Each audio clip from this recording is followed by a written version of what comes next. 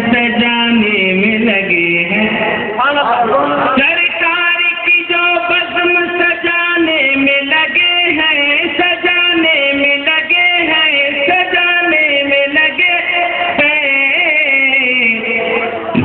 جنت میں مکان اپنا بنانے میں لگے ہیں، جنت میں مکان اپنا بنانے میں لگے ہیں۔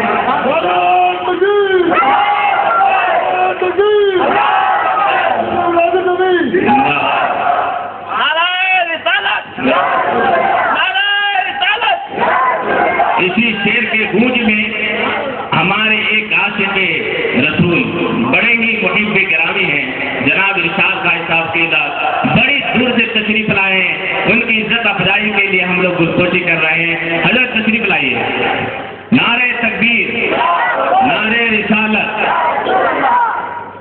سرکار کی جو بزم سجانے میں لگے ہیں۔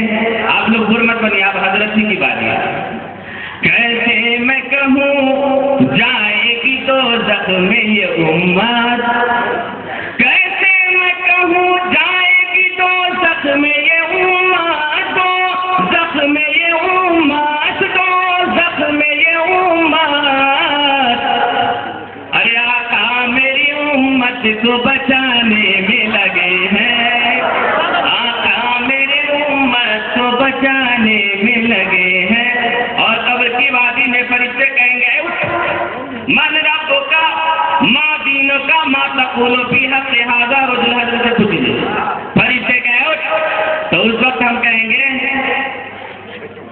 چھیڑو نہ نکیرین ابھی قبر میں ہم کو، چھیڑو نہ نکیرین ابھی قبر میں ہم کو، ابھی قبر میں ہم کو، چھیڑو نہ نکیرین ابھی قبر میں ہم کو، ابھی قبر میں ہم کو۔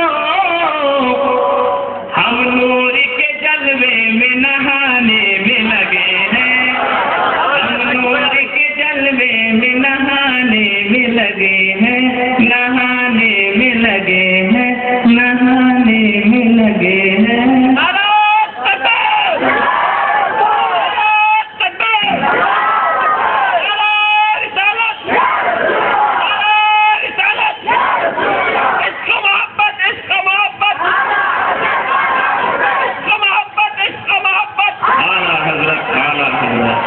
عشق و محبت، عشق و محبت ایک ایسے عاشق رسول تھے، مولانا لوگ مولانا لوگ ابھی کہیں گے ہو سکتا ہے، ایسے عاشق رسول تھے جب وہ دنیا سے رخصت ہونے لگے تو مریدوں سے کہا میرے مریدوں میرے قبر کو میری اونچائی جتنی ہے اتنا گڈھا کرنا ہے، کیا میں جتنا لمبا ہوں اتنا گڈھا کر دینا۔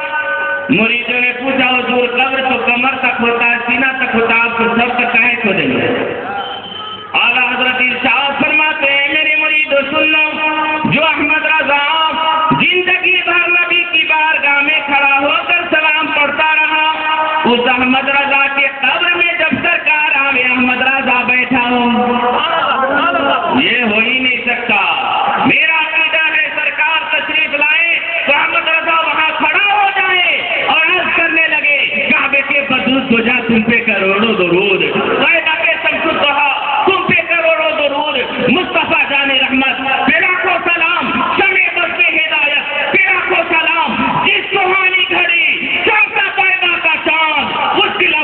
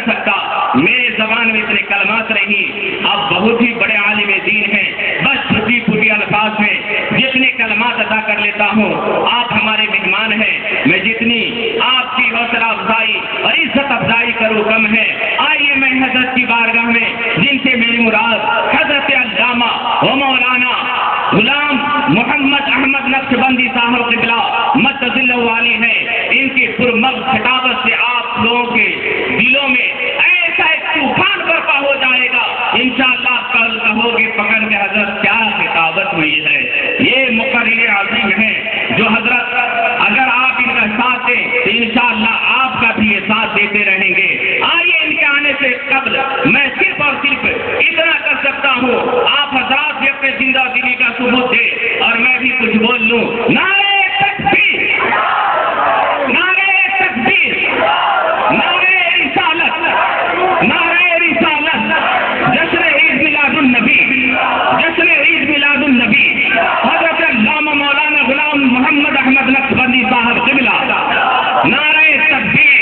حضرت کے آنے سے پہلے مقرر عظیم آتے ہیں، مقرر عظیم آتے ہیں، جان لطف شمیم آتے ہیں، اہل محفل کو شادماں کرنے فکر و فن کے شمیم آتے ہیں۔ آئیے حضرت اسی شیر کی چھاونی میں اپنی خطابت کا آغاز کر دیں اور آپ حضرات بڑی ہی دل اطمینان اور سکون کے ساتھ حضرت کی خطابت سماعت کریں۔ انشاءاللہ کامیابی و کامرانی ہمارے قدم کو چومے گی۔ وآخر دعوانا ان الحمدللہ رب العالمین۔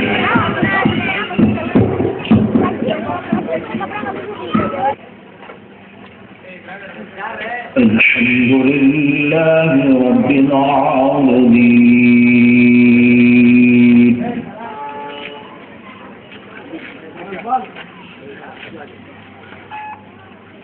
والصلاة والسلام على سيد الأنبياء والمرسلين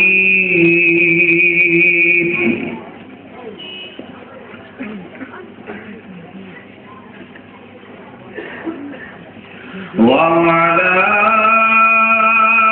آله وأصحابه أجمعين الأكرمين۔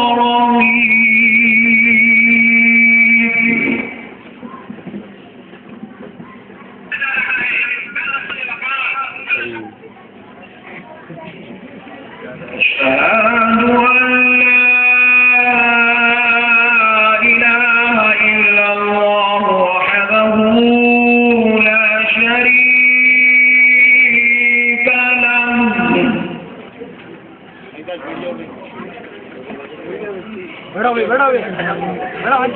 وأشهد أن سيدنا ونبينا ومولانا محمدا عبده ورسوله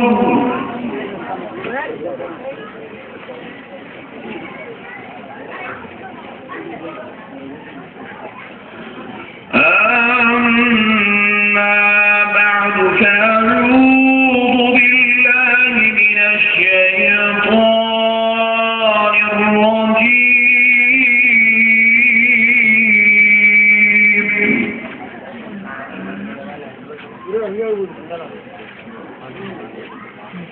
بسم الله الرحمن الرحيم۔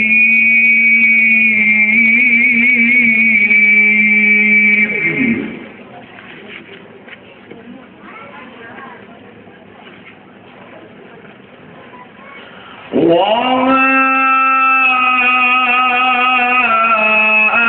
أرسلناك إلا رحمة للعالمين۔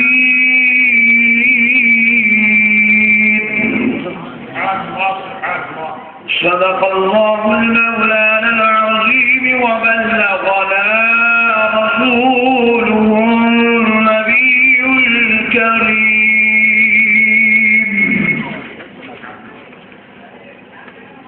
محترم سامعین اکرام، معزز بزرگ حضرات اور نوجوان ساتھیوں، بالخصوص اسٹیج پر جلوہ افروز حضرت علامہ الحاج محمد ظہیر الدین قادری رضوی صاحب قبلہ مدد اللہ العالی، حضرت علامہ اشرف القادری صاحب قبلہ مدد اللہ العالی داماد برکاتہ العالیہ، حضرت علامہ محمد سالار الدین صاحب قبلہ مدد اللہ العالی، حضرت علامہ حافظ مشتاق احمد رضوی صاحب قبلہ مدد اللہ العالی داماد برکاتہ العالیہ، حضرت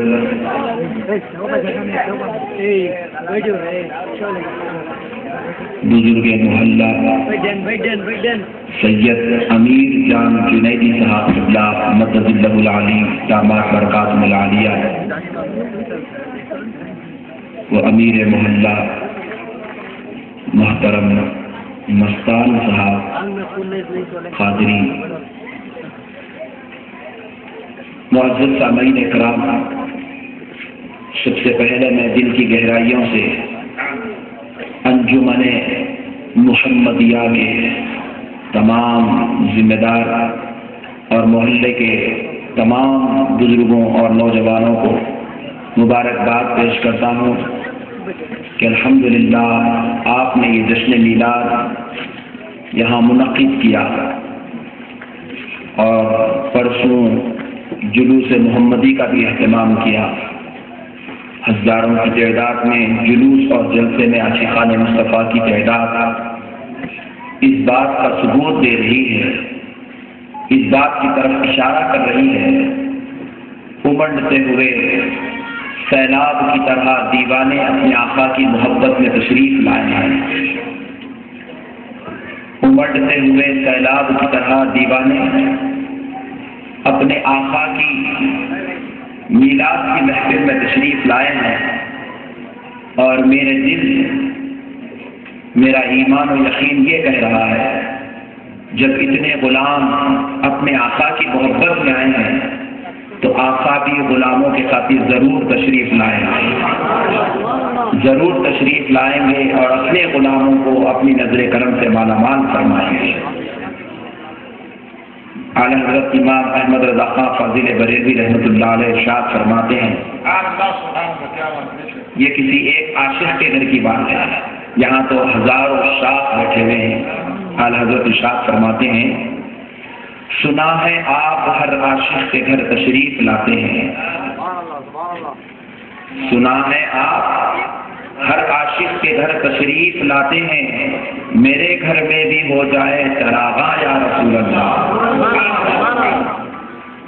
تو اب ہم اس کو یوں عرض کرتے ہیں اعلیٰ حضرت کی نگرانی میں، سنا ہے آپ ہر محفل میلاد میں تشریف لاتے ہیں، سنا ہے آپ ہر محفل میلاد میں تشریف لاتے ہیں، اس میلاد میں بھی ہو جائے حاضری یا رسول اللہ۔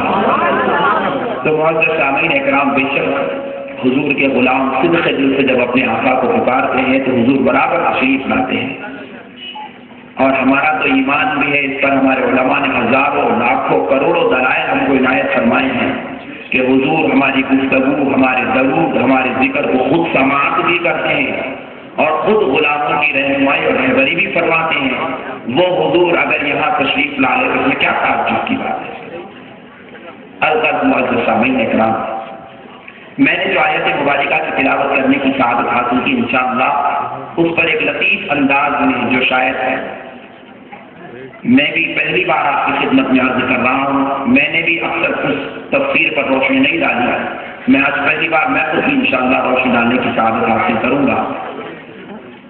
اس آیت پر آپ نے بہت سارے علماء اکرام کی کتابات سماعت کی، انشاءاللہ میں بھی اس آیت پر کچھ روشنی ڈالنے کی سعادت حاصل کروں گا، لیکن اس سے قبل جس رحمت للعالمین کی شان میں آپ کے سامنے قرآن و حدیث کے حوالے سے گفتگو کرنے کی سعادت حاصل کروں گا، ذرا اس رحمت للعالمین کا دنیا میں تشریف لانا تو دیکھیں، حضور کی آمد دنیا میں کیسے ہوئی، حضور کس طرح دنیا میں تشریف لائے، حضور کس انداز میں دنیا میں تشریف لائے، انشاءاللہ اس پر ہم تھوڑی سی روشنی ڈال کر پھر آیت کریمہ اپنے موضوع کی طرف آ جاتے ہیں۔ اس سے قبل آپ اور ہم سب مل کر ایک مرتبہ عقیدت اور محبت کے ساتھ ادب اور احترام کے ساتھ جھوم جھوم کر درود پاک کا نذرانہ پیش کرنے پڑی اللہم صلی علی سیدنا و مولانا محمد وعلی آل سیدنا محمد وبارک وسلم۔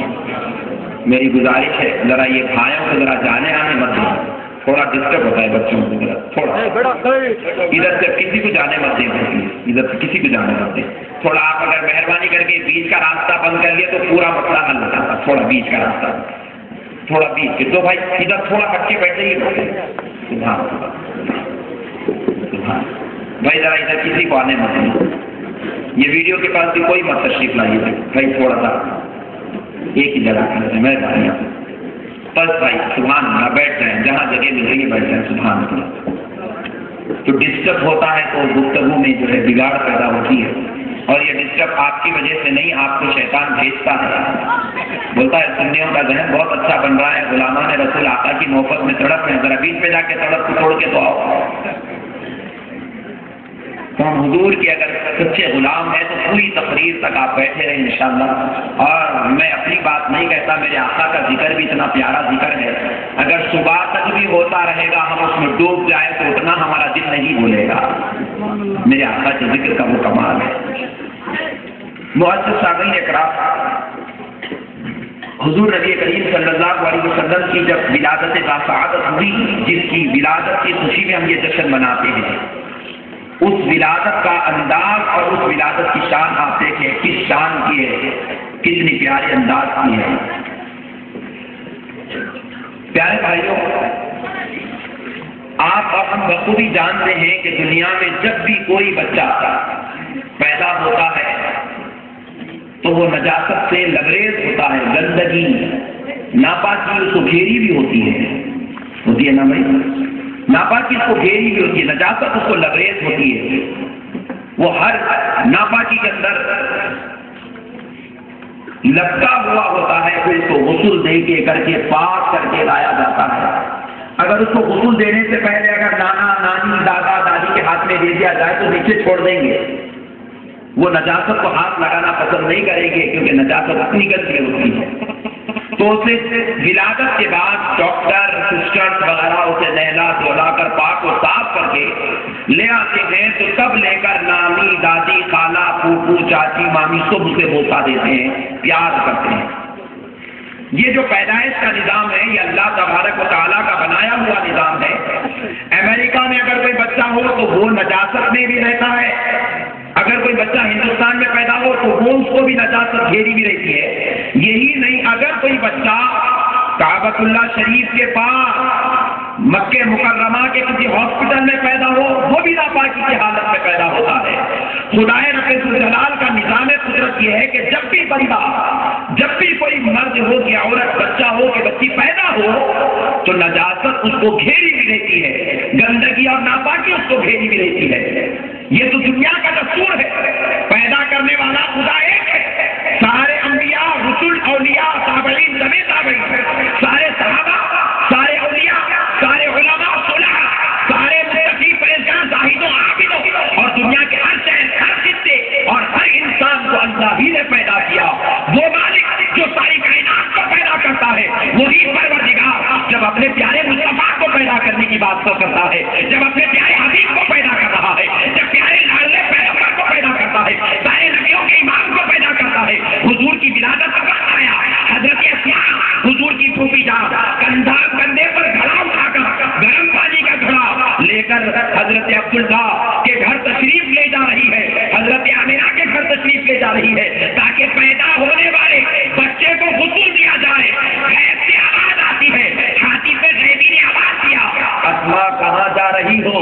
تو جواب دیتی ہے میرے بھائی عبداللہ کے گھر، میری بھاوج آمنہ کے گھر ایک لڑکا پیدا ہونے والا ہے، اس لڑکے کی پیدائش کے بعد وہ اس کو غسل دینے کے لیے تشریف لے جا رہی ہوں، اس کے غسل کے لیے پانی لے جا رہی ہوں۔ تو ہاتھی پہ غیبی نے پوچھا اسماء جانتی ہو پیدا ہونے والا کون ہے؟ تو حضرت اسماء نے جواب دیا نہیں جانتی، باقی اتنا جانتی ہوں عبد المطلب کا پوترا ہے، ابو طالب کا بھتیجا ہے، عبداللہ کا بیٹا ہے، آمنہ کا لال ہے۔ تو ہاتھی پہ غیبی نے جواب دیا اسماء وہ کوئی اور نہیں، ان کا ان کے بچوں کی طرح، عام بچوں کی طرح وہ بچہ نہیں، ہر بچہ پیدا ہوتا ہے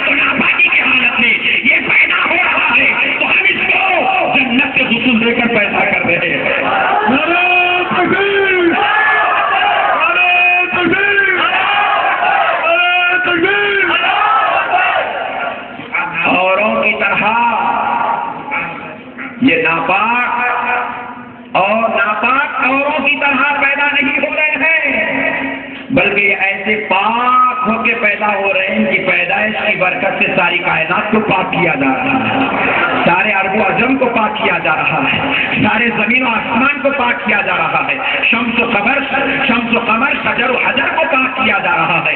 اے اللہ، یہ کوئی معمولی بچہ نہیں ہے، یہ بچہ سارے نبیوں کا امام بن کر پیدا ہو رہا ہے، سارے رسولوں کے قائد بن کر پیدا ہو رہے ہیں۔ یہ بچہ کوئی معمولی بچہ نہیں، حضرت موسیٰ اور حضرت عیسیٰ کی بشارت لے کر دنیا میں تشریف لا رہا ہے۔ معزز سامعین اکرام، ذرا غور کریں، میرے آقا دنیا میں تشریف لائے تو پاکی کی حالت میں تشریف لائے۔ اب اگر کوئی صاحب بولے کہ بھائی ہم بھی نبی کے برابر ہو سکتے ہیں، ان سے پوچھنا پیدا ہو جب پاک تھے یا ناپاک تھے؟ نادان، تو پیدا ہونے میں نبی کے برابر نہیں تو زندگی میں نبی کے برابر کیسے ہو سکتا ہے؟ عبادت میں نبی کے برابر کیسے ہو سکتا ہے؟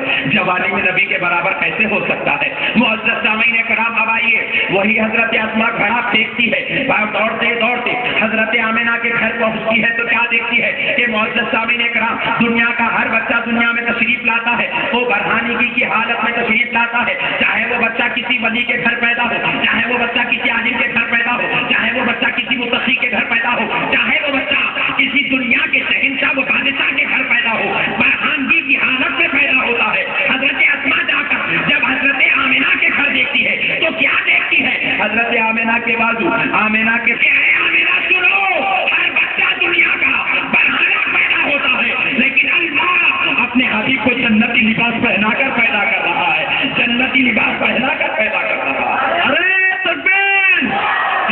ارے تکبیر! نعرہ تکبیر! نعرہ رسالت! نعرہ رسالت! نعرہ رسالت! حیا کا ایسا انتظام اپنے رب نے اپنے حبیب کے لیے کیا ہے۔ اللہ اللہ، معزز سامعین، حضور جب دنیا میں تشریف لائے، ہم بھی دنیا میں تشریف لائے۔ حضور کا تشریف لانے کا شان و انداز تو دیکھو، اللہ رب العزت ارشاد فرماتا ہے، میں نے اپنے حبیب کی ولادت و وصال حبیب کی مرضی پر منحصر کیا ہے۔ اللہ نے فرمایا ہر انسان کو میں نے اپنی مرضی کے مطابق پیدا کیا اور اپنے مصطفیٰ کو ان کی مرضی کے مطابق پیدا کیا، ان کی خواہش کے مطابق پیدا کیا، ان کی خوشی کے مطابق پیدا کیا۔ وہ جیسا پیدا ہونا چاہتے تھے، وہ جیسے پیدا کرنا چاہتے تھے، ہم نے ان کی ولادت بھی ویسے کی، ہم نے ان کا وصال بھی ویسے ہی فرمایا۔ معزز سامعین کرام، قربان جائیں، دنیا میں آنے کے بعد ہر بچے کی سنت ابراہیمی کی تکبیر کی جاتی ہے، ختنہ کا اہتمام ہوتا ہے۔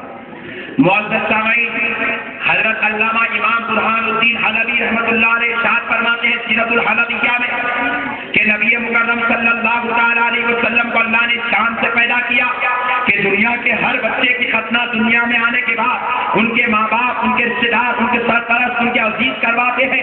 اس کا اہتمام ہر انسان کو ہوتا ہے، کسی کی پیدا ہوتے ہی ہوتا ہے، کسی کے چند سال یا چند مہینوں بعد ہوتا ہے، لیکن آؤ یہ بچہ جو مدینے کی دھرتی، مکے کی دھرتی پر پیدا ہو رہا ہے، یہ نبی جو دنیا میں تشریف لا رہے ہیں، یہ نبی عام انسانوں کی طرح تو کچھ، ان کی مثال تو نبیوں میں بھی نہیں مل سکتی، ان کی مثال تو رسولوں میں نہیں مل سکتی، یہ اتنی عزت و شان کے ساتھ پیدا ہو رہے ہیں۔ حضرت آمنہ فرماتی ہے میں نے اپنے بیٹے کو ضروریات سے فارغ کرانے کی غرض سے جب ان کے سطر کو کھولنا چاہا تو غیب سے آواز آئی، آمنہ ان کا سطر نہ کھولنا۔ پوچھا اے اللہ، اے پروردگار، اگر کل ختنہ کی بات ہوگی تو کیا ہوگا؟ جواب آیا، آمنہ وہ بھی نہ سوچنا، ہم ہمارے حبیب کی ختنہ کا انتظام جنت سے کروا کر بھجوا رہے ہیں، جنت سے کرا کر بھجوا رہے ہیں۔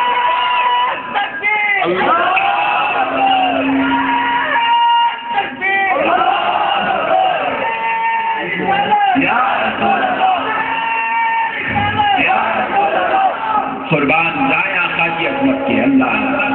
میں یہ بنیادی بات اس لیے آپ کو بتا رہا ہوں کہ بنیاد جتنی مضبوط ہوگی ایمان اتنا مضبوط ہوگا۔ یہ ہمارے ایمان کی بنیاد ہے۔ ہمارے نبی کی ولادت کس شان سے ہوئی ہم کو یہ معلوم ہونا چاہیے. کتنے بڑے شان و عظمت پہ کر نبی کے ہم غلام ہیں. اللہ اللہ. ارے کچھ خالق کائنات کو تو دیکھو, ساری دنیا کے لیے نظام و دستور ایک بنایا, اپنے مصطفیٰ کے لیے نظام و دستور کچھ اور بنایا ہے. ساری دنیا کو پیدا کرتا ہے تو اپنے نظام اور اپنی قدرت کے مطابق, اور مصطفیٰ کو پیدا کر رہا ہے تو ان کی خواہش ان کی مرضی کے مطابق. اپنا نظام بدل دیا اللہ نے, اپنی قدرت کا سسٹم بدل دیا اللہ نے, اپنی کائنات کا نظام بدل دیا, اور مصطفیٰ کو اپنی شان اپنی عظمت کے مطابق اللہ نے پیدا کر کے بتا دیا کہ دنیا والوں تم کبھی بھی میرے مصطفیٰ کے برابر نہیں ہو سکتے. معزز سامعین کرام, پھر اس کے بعد آپ غور کریں, حضور دنیا میں تشریف لائے, حضور دنیا میں تشریف لائے. ہر بچہ دنیا میں آتے وقت روتے روتے آتا ہے نا بھائی. بنگلور والے بچے بھی روتے ہوئے آتے ہیں, چاہے مسلمان ہو, چاہے عیسائی ہو, چاہے کافر ہو, چاہے یہودی ہو, کوئی بھی ہو, براہمن ہو, مشرک ہو, مجوسی ہو, دنیا میں آتے ہی بچہ روتا ہے. خود رسول اللہ ارشاد فرماتے ہیں وہ اس لیے روتا ہے کیونکہ اس کی پیٹھ پر شیطان نوچتا ہے.